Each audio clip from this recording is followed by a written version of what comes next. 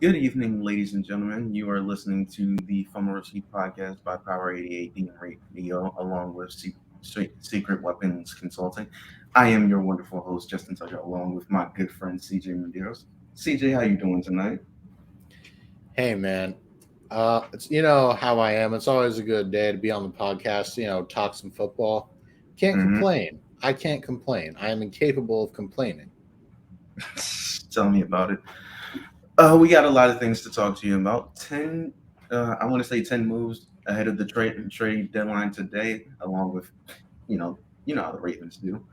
Uh, Vikings 6-1. How well they'll do. But first things first.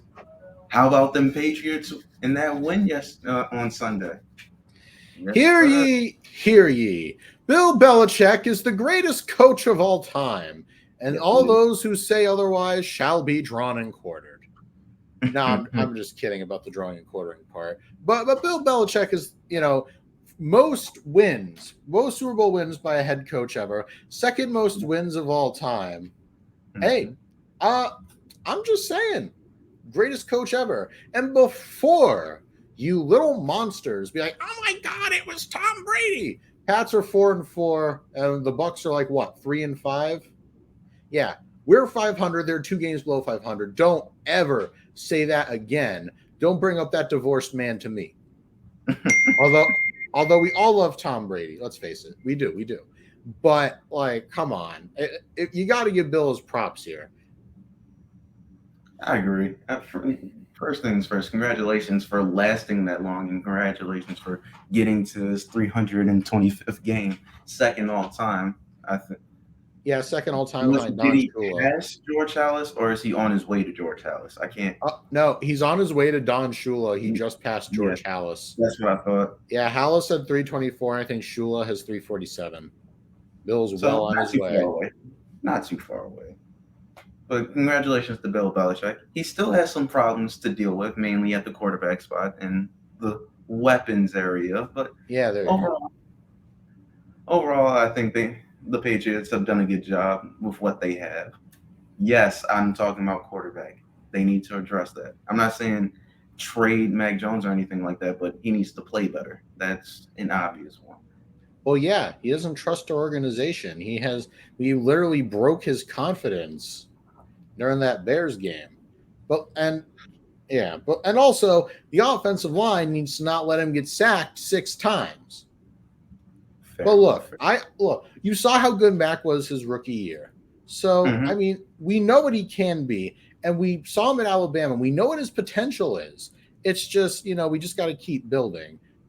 Yeah, Especially after we like broke his confidence. We have to like let him get his feet wet again. Plus, remember, he got injured in that Ravens game. So, and, young man getting hurt. Oh, look at you reveling in our quarterback's injury. Aren't you just a I'm not loser? reveling at the quarter. I'm not reveling at the injury. I'm reveling at the victory. I'm wishing, Uh-huh. man. All right. I can accept it. I do accept it, in fact. But look, I do believe in Mac, and I do think that he has the potential to be the quarterback of the future.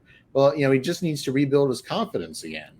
But other than that, yeah, there's really not a whole lot to say. But no matter whether you love him or hate him, you have to give your props to Bill Belichick. Tip your cap. Yeah, and look, and I know he's 70, but I do believe that one day he will surpass Don Shula. I really, honestly Um, do. I Okay, was about so all right, I was so, about so to ask you about that. all right, so for those of us at home, let's crunch some numbers, shall we? I believe Tom Shula has 347 wins, correct? And Bill Belichick has 325. That's only 22 games. There are now 17 games in a season, and that we still have. So the Patriots have already played 8 games. So that literally means we have 9 more games left. You know, Hmm. and as you know, 22 minus 9 is 13. So there's a very real chance he gets 347 within the next 3 years. 2 years if the Pats make a dramatic turnaround. But three is probably a lot more three likely. 3 years. Yeah. But They said it was going let's to happen. I said it could. Yeah, God willing, if he's healthy enough, I do believe he'll get to that 347 mark. Don't jinx it. Don't jinx it, man. Yeah. For those who can't hear, we're knocking on wood because Bill, no. We can't let him die. We're going to like carve out his brain and put it in like a robot or something so we can keep going. And just have him as the Patriots' permanent head coach for life. Well, I mean, if it ain't broke, some will say it's broke, some not. But whether even I know some Pats fans are divided on Bill at this time. I know I have some misgivings when it comes to his managerial role. But long story short, no matter how you feel, whether you're a Pats fan or not, whether you love Bill or hate Bill, you got to give him credit for at this time having the second most wins ever and having a really good shot at becoming the winningest head coach of all time. He already has the most rings, so why not just grab the most wins too? Okay, fair enough. Before we move on to our next topic, how far are the Patriots going this year? Oh, wow. Okay. So I did some soul searching, I looked high, I looked low for answers. I searched far and I searched wide. And I think our ceiling this year is probably 10-7. And our floor, I would argue, is ironically 7-10. Because let's face it, we don't have an easy schedule. We really don't. We have one of the harder schedules in the league. But anything can happen. We could play a really injured team. We could, or we could have like a player just like have a massive breakout. You never know. But yeah, that's my parameters. But if I had to guess, I would probably say about 9-8. Oh, fair enough. I think 9-8 is a fair assessment. I'm not sure. Yeah, I tried not to be biased. I'm not sure if they'll make the playoffs over the Jets, but I think they'll be in contention for it. Yeah. Get that good draft pick. Let's do this. All right, coming up, the Vikings are good this year. 6-1, playoff bound, it seems. Vikings coming up next. You're listening to the Fumblerooski podcast.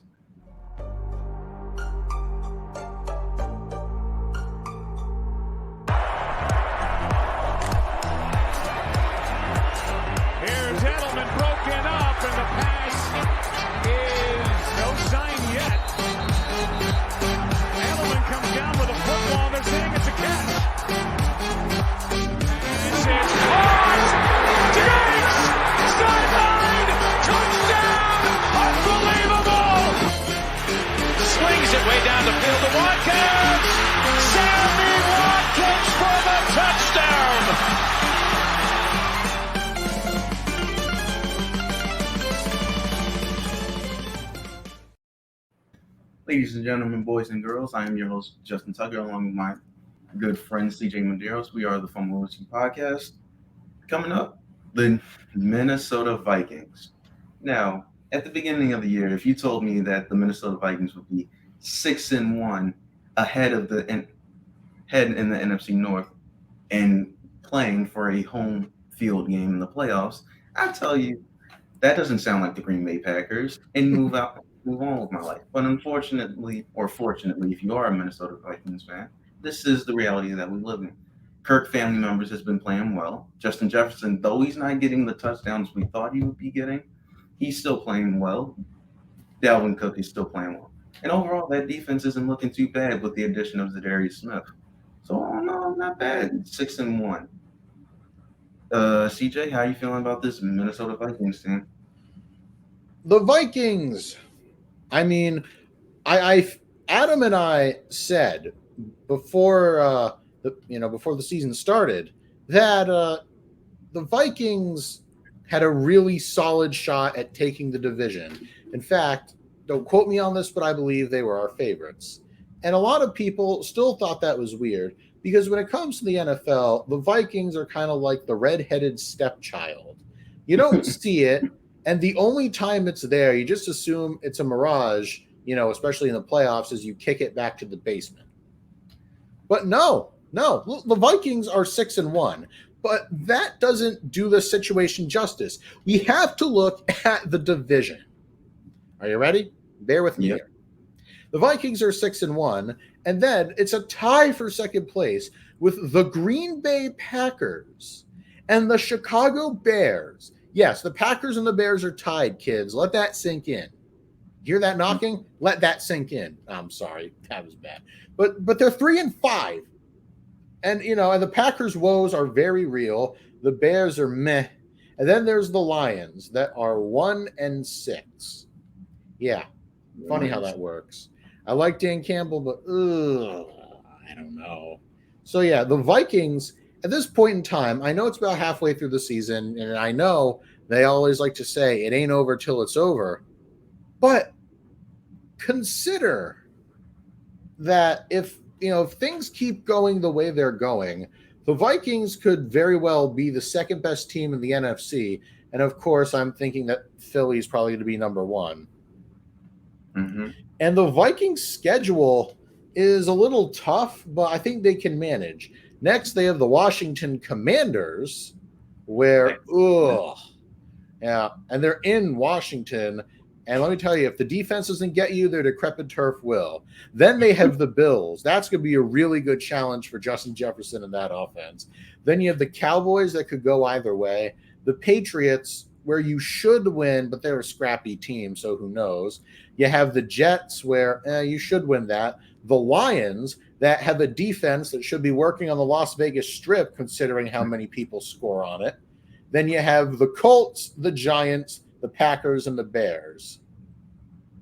At bare minimum, you should, in your final, in your final stretch here of 10 games, I would argue you should come away with, at bare minimum, 5 wins.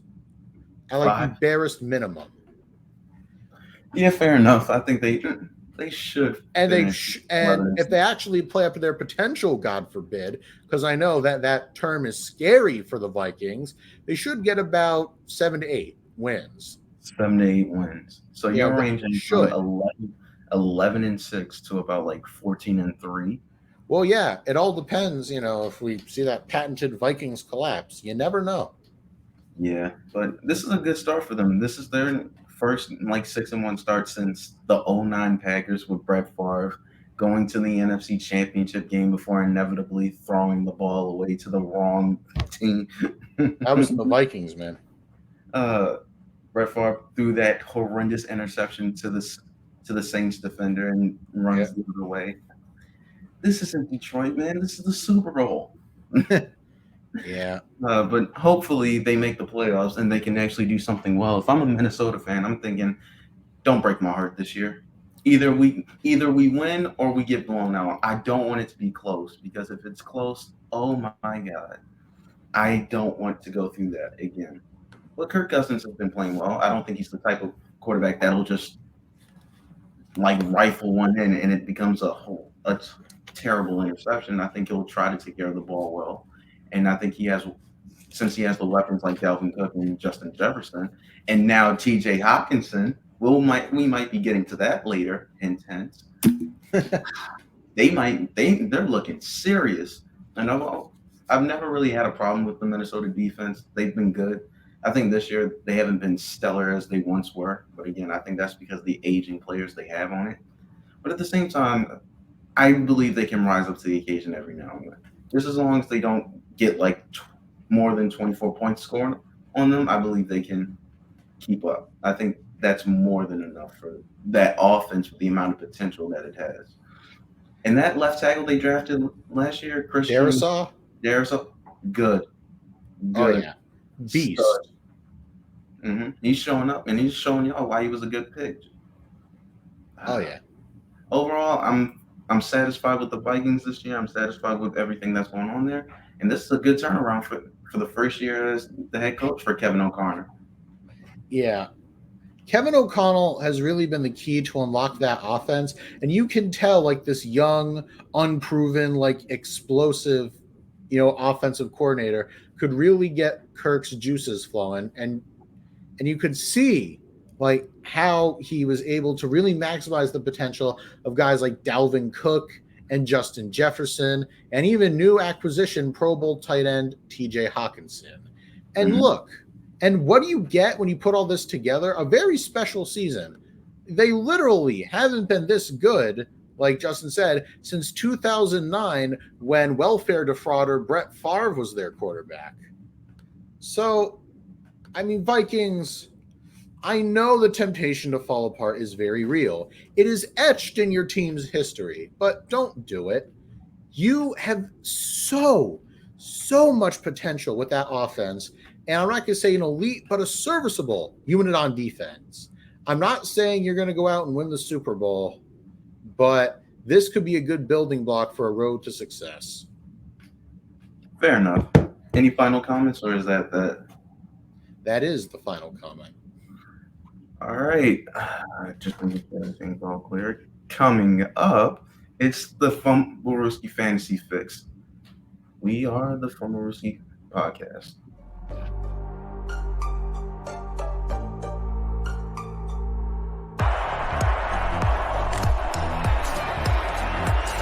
Here's Edelman broken up, and the pass is no sign yet. Edelman comes down with a football. They're saying it's a catch. It's caught! Diggs! Sideline! Touchdown! Unbelievable! Swings it way down the field to Watkins! Sammy Watkins for the touchdown!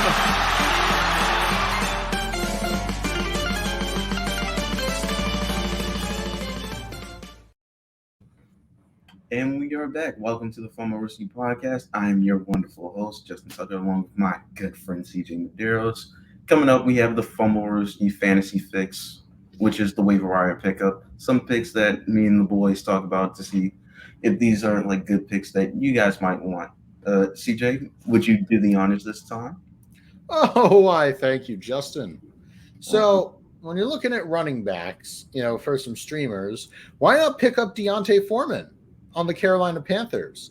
No CMC and Chuba Hubbard's battling injuries. I present to you Deontay Foreman. Pick him up while he's hot. And running backs, if you haven't already, please do me a solid and pick up Tyler Algier from the Atlanta Falcons. These RB1s don't pop up often, and when they do, you got to grab them. Now, for wide receivers, I think it's time we look at the Browns' Donovan Peoples-Jones. Now, I know that Jacoby Brissett doesn't exactly inspire a lot of confidence, but Peoples-Jones has been getting the ball. So I totally would look at that. Next, for wide receivers, I'll look at Rondale Moore. Now, I know that with the Cardinals, they have DeAndre Hopkins back, and I know that the other guy there, Hollywood Brown, is hurt, but AJ Green is starting to fall out of favor there, and that means Rondale Moore could be a very good wide receiver too, as like their speedster home run hitter. And for tight ends, I would think it wise to consider the Ravens' Isaiah Likely. Justin, do you have any thoughts on that? That is for the Ravens, man. That is likely a good pick right there. Oh, yeah. See, take it from Tuck. He knows his Ravens. And then Greg Dulcich on the Denver Broncos, because it doesn't look like Alberto is going to cut it, and Dulcich is coming right for that job. And if you have a tight end on bye, pick up Dulcich. I mean, what could it hurt? Now, quarterback streamers. This is interesting. Justin Fields versus Miami.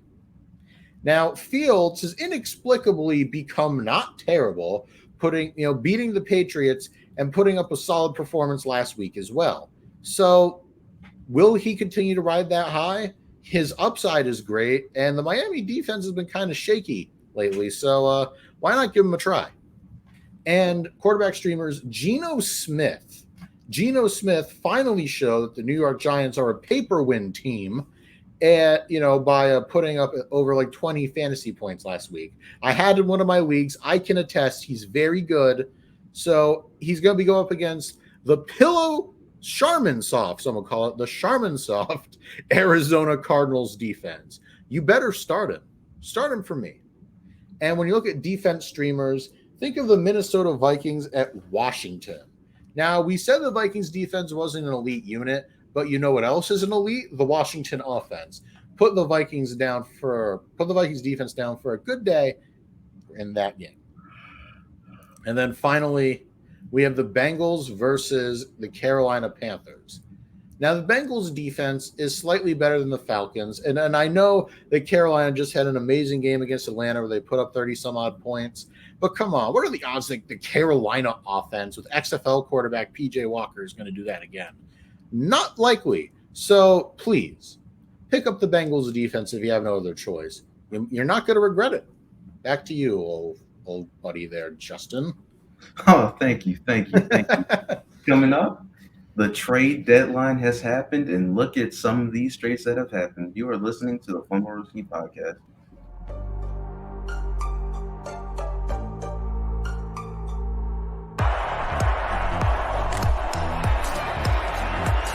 Here's Edelman broken up, and the pass is no sign yet. Edelman comes down with a football. They're saying it's a catch.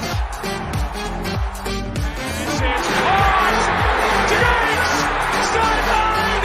Touchdown! Unbelievable! Swings it way down the field to Watkins. Sammy Watkins for the touchdown.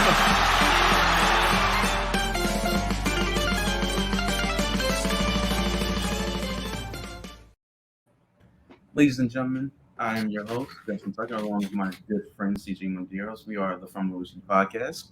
Coming up, we are talking about the trade deadline. Now, a lot of things have happened at the trade deadline, more so than usual. A couple of things to talk about. Roquan Smith to the Ravens.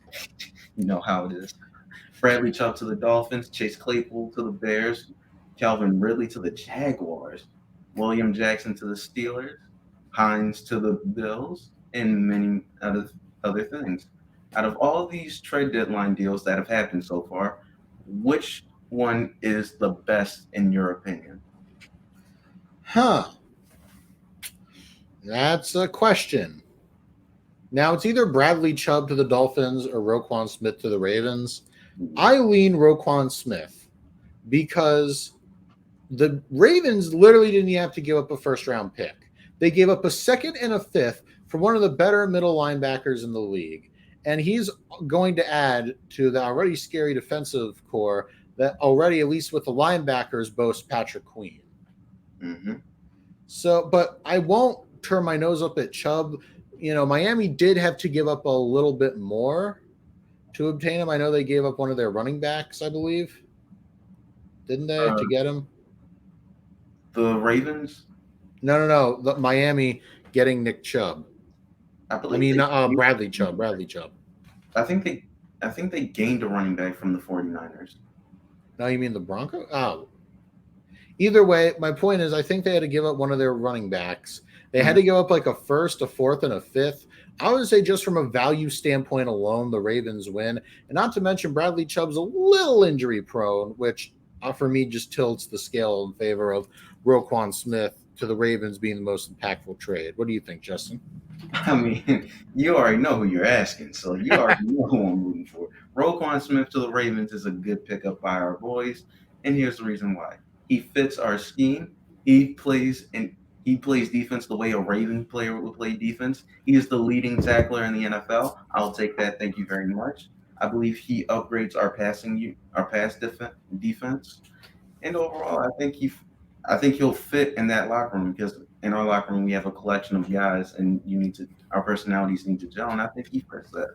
I think his performance will show up on the field as soon as he touches down on Monday Night Football against the Saints. Yes, sir. Mm-hmm. He'll show his dominance, have like a 10-plus tackle game, maybe a forced fumble, a pass deflection, stuff like that. But overall, I think it's a good pickup, and we only had to give up a second and a fifth. Classic Eric Acosta move. But the only downside to it is that contract's coming up, and we have to pay Lamar. So I'm not sure we can give him the long-term deal that he wants, but I think that I'll look at this more as a rental than a long-term deal. But if we can sign both Lamar and Roquan Smith, I'm happy. So that's a big if, but it's doable at least. We can always try. Seriously though, if you get like a half-season rental out of Roquan Smith, that's just bad luck. I'm sorry. You got to get that guy and already kind of a contract workout. Because that's usually what these players do. If you're trading for a guy on an expiring deal, usually they try to hammer out like at least the infrastructure of a deal, before the trade. But whatever. I mean, Eric DaCosta move, I guess, as you said. So I kind of wanted to look at like some of the other trades, if that's all right with you. No problem. Chase Claypool. He takes his TikToking ways to the Bears to annoy a whole new fan base. That's going to be exciting. Yeah.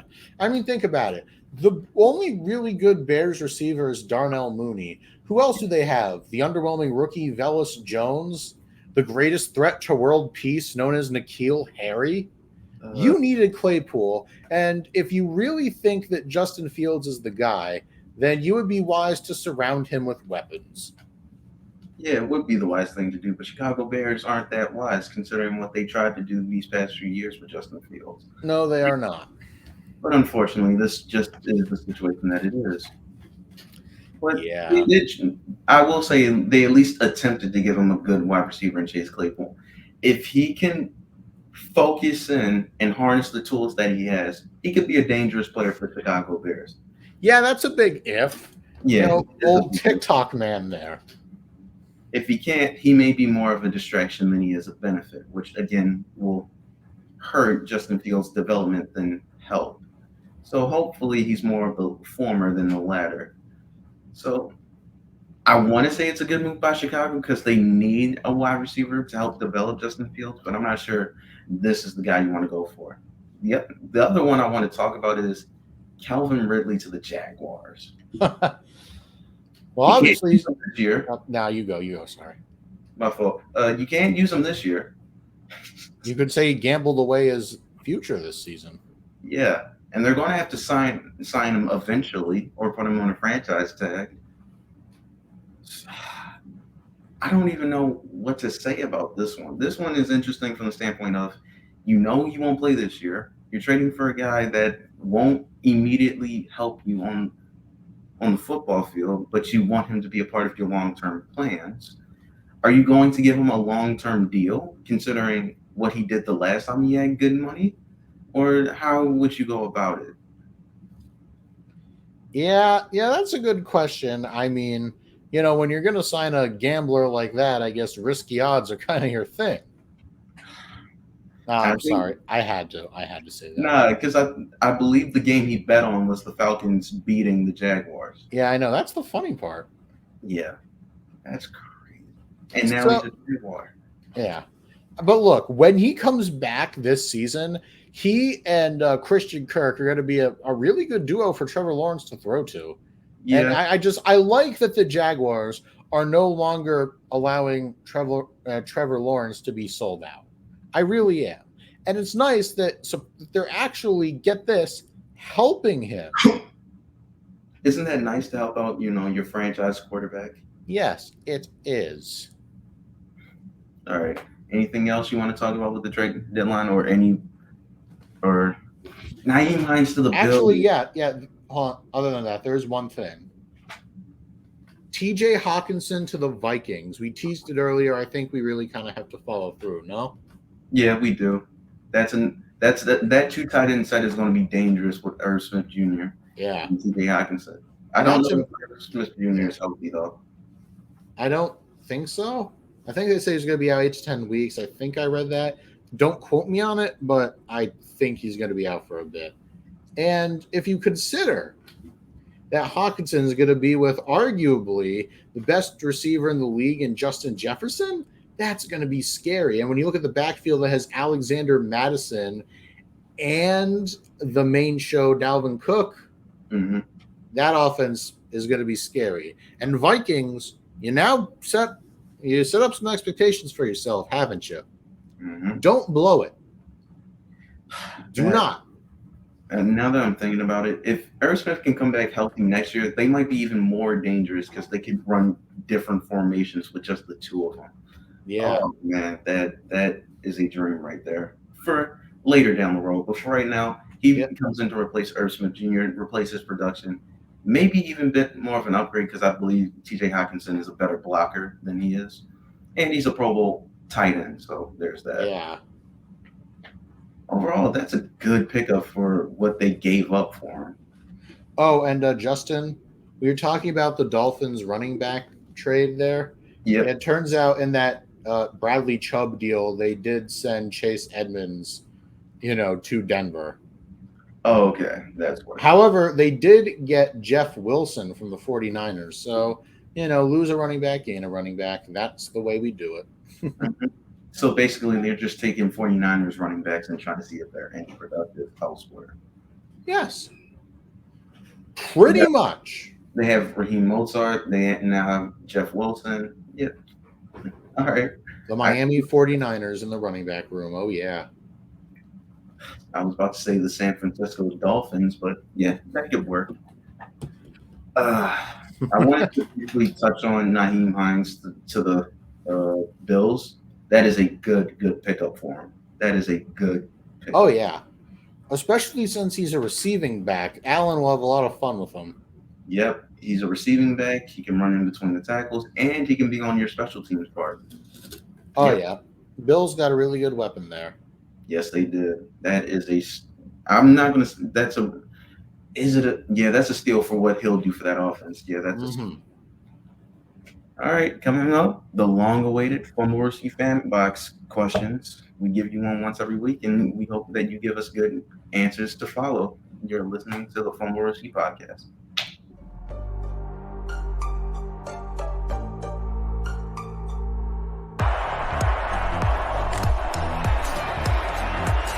Here's Edelman broken up, and the pass is no sign yet. Edelman comes down with a football. They're saying it's a catch. This is caught. Diggs! Sideline! Touchdown! Unbelievable! Swings it way down the field to Watkins. Sammy Watkins for the touchdown.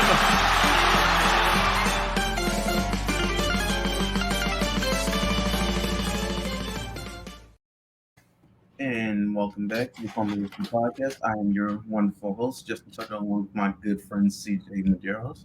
Now, it is time for the Fumblerooski fan box question. We post a question filter on our Instagram story every Monday, and you can respond with hot takes, questions, and more, and we will discuss it and give you a shout out on our podcast. Respond to next week's fan box question to be featured on our show. The question of the week: what did you want to see at this year's trade deadline? Diego _455 said Broncos get an offensive weapon. Nope. No. I get what you're trying to say. The problem is it's not like they're like devoid of weapons. They're just devoid of a good head coach. True. And Broncos country, let's ride. And Russell Wilson doesn't look like Russell Wilson either. Imagine Geno Smith actually being better than Russell Wilson this year. Who would have thought? Neither. I didn't see that on my NFL bingo. No, me neither. Connor Fallon says Bears want to trade for once. Depends on what you call the Steelers deal there. And depends on how you see the Roquan Smith thing. I mean, they did add draft capital depending on what they want to do in the draft. They did gain a second and a fifth in their thing, so kudos to them for that. So if they're just gaining draft capital to get players they want from the draft or to move up in the draft to get players, I could see them winning a trade, especially if the Ravens don't keep Roquan Smith. But other than that, it's very dependent on how good Chase Claypool becomes for Justin Fields. Stephen Parker, I want to see Brandon Wilson get traded from the Bengals. We don't need him. Well, sorry, that didn't happen. That didn't happen. Better luck next time. Daniel Laziak, DJ Moore or Cooks to the Jets? Sorry, not happening. Not happening. Cooks is staying where he is, and so is DJ Moore. Unfortunately, I wanted DJ Moore in Baltimore, but I guess I don't worry. He just would have taken his helmet off and cost you the game there. he didn't cost him the game. The damn kicker did. I'm sick and tired of everybody. It was a 45-yard PAT. A 45-yarder isn't a makeable one. A makeable Look, it's one. makeable, but it's not a walk in the park. I'm sorry. No. DJ Moore doesn't take his helmet off and doesn't incur that stupid penalty. No. Then Eddie Pinheiro has a better shot at it. It's just odd. First off, he was off the field, so he shouldn't have gotten the penalty anyway. Number two. And yet here we are. It doesn't matter. My point is, if you know that's a risk, Pinheiro should have made the damn kick. He should have made the damn kick. It was a 45-yarder. That's far from a gimme. And then he had a 41-yarder miss. I'm sorry. That's still far. That's still pretty far from a gimme. It's still 41 yards. No, you can mess up once. You can't mess up twice. I'm not blaming DJ Moore for that. I refuse to give him. No. Well, it's still his fault. The game went into overtime. Let's be honest. It shouldn't have went into overtime. It shouldn't have. Yeah, he shouldn't have taken off his helmet afterward. No matter how you feel about that penalty, like that still put Eddie Pinheiro in an awful situation, and even you can't deny that. If you can't make a 45-yard field goal or a 41-yard field goal, you don't belong in the NFL. That's just the end of the argument. Well, he can make them. It's just like you can't expect it to be 100% every time. It's not like a regular PAT. That's literally a longer side field goal. When it matters most, you need to get it. That's how you earn your keep in the NFL. And you can't. Look, you're a Ravens fan, so you've obviously been spoiled by Justin Tucker. Not every kicker is Justin Tucker. Not the kicker. Let's not bring that up. You know what? We're just going to agree to disagree on this one. All right, yeah, that's fair. Ian Mulhern said, Panthers trading for Lamar would be amazing. Yeah, we're not even answering the phone if you even try to propose us with that. That's not happening. All fun and games till he walks. No, I'm just messing with you. He ain't walking. I know he's not. I'm messing with you. Isaac Zonana. Finns get DBs. They did not. Nope, not a one. Landon Weber. DJ Moore gets out of Carolina. See that? Landon Weber agrees with me. I think he should get out of Carolina, but he won't this year. Not this year. And then Eli Turner says Broncos get some picks. Oh, your Christmas wish came true, Eli. That came true. They did get some picks. A first-round pick. Congratulations. Oh, yeah. For Bradley Chubb. Not too shabby. Yep, not too shabby. And you got Chase Edmonds, too. So, so old fumble fingers, Melvin Gordon doesn't have to carry the load. Yeah. Maybe it's not so bad because then they get Chase Edmonds to replace Javonte Williams. Because I don't think Melvin Gordon's doing it for them right now. He is not. Remember when he was good? I remember. I remember season. 2018. I remember 2018. Yeah. Beast. All right. So anything else you want to talk about before we wrap this up? Honestly, no. I am perfectly fine. Yeah, I'm good too. I don't think I have anything else to talk about. So that'll do it for us tonight. Thank you for listening to us. We have episodes out on Tuesdays and Fridays at 7:30 Eastern Standard Time. Be sure to subscribe to our YouTube channel. We also have all our episodes available on Spotify, Spreaker, Apple Podcasts, iHeartRadio, Google Podcasts, and so much more. Also, be sure to follow our Instagram at Fumblerooski_podcast to keep up with our podcast and the latest coverage on the NFL. Otherwise, we will see you next week. Over and out.